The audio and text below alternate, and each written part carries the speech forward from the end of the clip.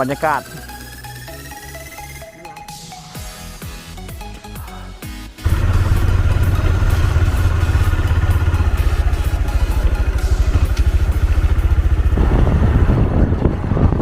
ตอนนี้เขามาฮอดแดนสวรรค์แล้วนี่ไปขี่เข้าไปทางไหนเบิ่งกัน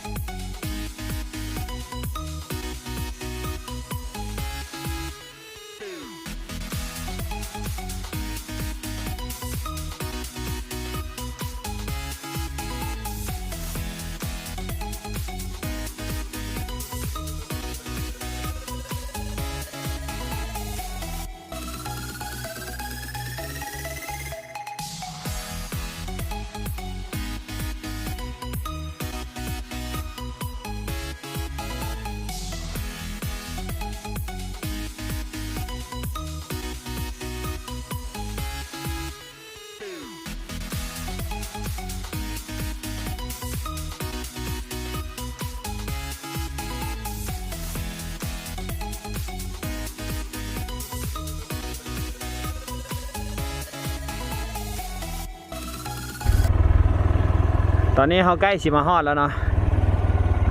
ในแดนสวรรค์ตอนนี้เขาอยู่แถวกินพวกควายเนาะเส้นทางนะเบิ่งไหมทางพุ่นนะเห็นป่ะโคตรสูงเลยขับมือเดียวทายเลย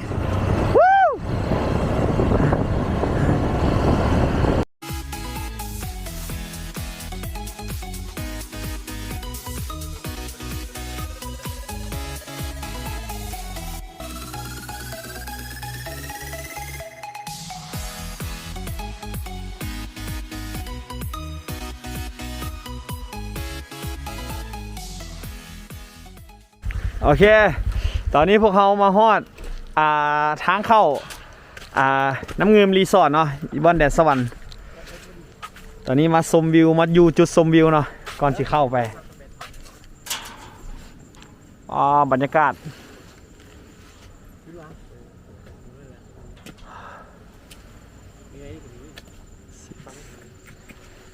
นี่แหละเชียวเห็นอยู่ไกลๆเนี่ยโผล่มานี่แหละจอดนี่แหละนี่เขาใกล้สุดแล้ว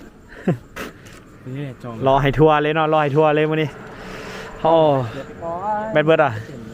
น้ำเต็มแบบบึ้งเสียงครับออกกล้องเลยเชื่อดังดิ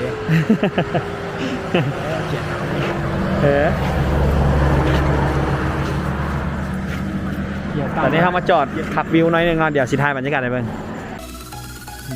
ดึงเห็นบ่เห็นน้ำเงินบ่ปูนยี่บอลนั่นเป็นอันนั้นบ่คาสิโนบ่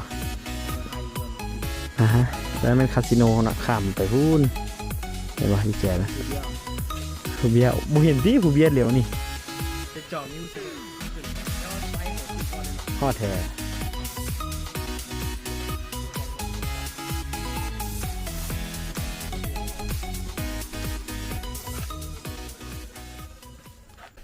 อ่ะตอนนี้เขากำลังสิออกเดินทางไปต่อเนาะเดี๋ยวเข้าไปแถวแคมป์น้ำเงิมเลยเนาะเดี๋ยวเข้าไปแถวแคมป์อ่างน้ำเงิมเลยเนาะสิไปถ่ายบรรยากาศใกล้ๆเบิ่งเนาะอ่างน้ำเงิมนะเดี๋ยวไปเจอกันอยู่ลุมไปตอนนี้เขาขี่เข้ามาฮอตอ่างน้ำเงิมแล้วเนาะนี่ทะเลลาวเอิ้นสวยงาม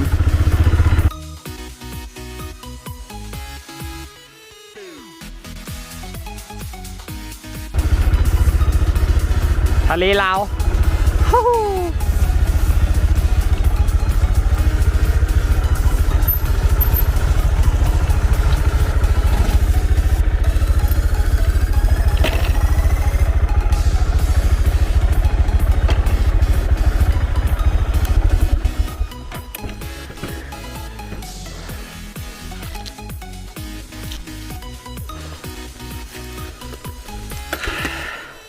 บรรยากาศ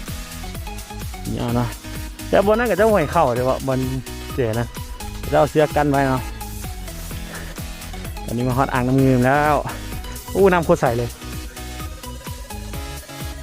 โอ้น้ำโคตรใสเลยนี่ทะเลลาวนะแต่ลาวบุยทะเลนี่แหละทะเลนะ โอเค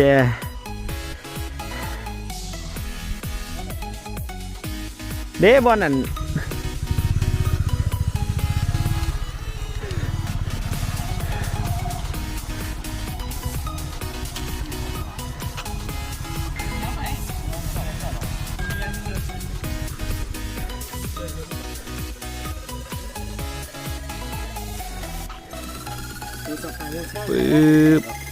เบิ่งทางยอดภูคือฝนสิตกเนาะคือฟ้าครึ้มคือฝนสิตกเลยคุณเอาเบิ่งไหมฟ้าคือมันมืดคือฝนสิตกเนี่ยแหละว้าต้องฝนมาทุนนั่นแหละ โอ้บอลนี้บอลก็จะสมวิวแคมน้ำเงิมถูกบอลย่างเข้าไปแต่ว่าเพิ่นบ่ให้เข้าเนาะบอลจอดเฮือนี่เพิ่นบ่ให้เข้าเดี๋ยวเขาสิซูมตัวบอลคาสิโนเบิ่งเนาะพูนบอลจุดน้อยๆเพิ่นเห็นเนาะนั่นมันจุดน้อยๆอยู่